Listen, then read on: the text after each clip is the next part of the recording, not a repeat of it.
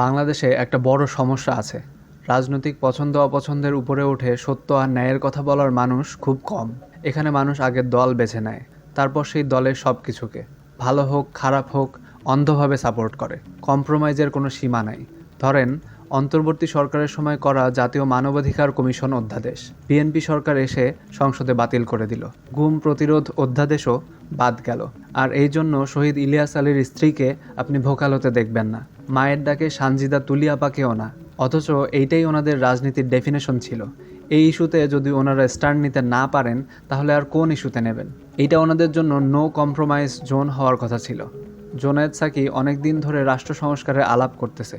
আজকে উনি যেই সরকারের মন্ত্রী হয়েছেন, সেই সরকার গণভোট, সংবিধান সংস্কার এই সবের 12টা বাজিয়ে ফেলছে। কিন্তু তাতে জুনায়েদ সাকির বিএনপি সরকারের সাথে কোনো অনুরাগ বিরাগ তৈরি হচ্ছে না।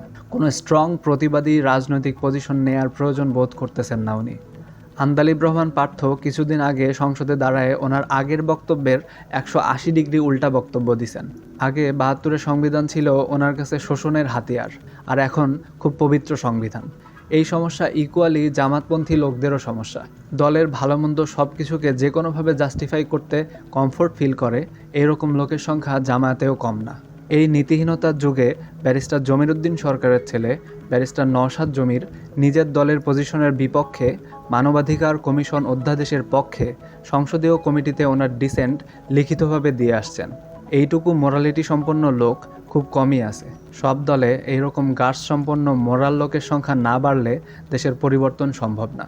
আজকের এই মহান সংসদে দাঁড়িয়ে আমিও জানতে চাই, ইলিয়াস আলী কোথায়?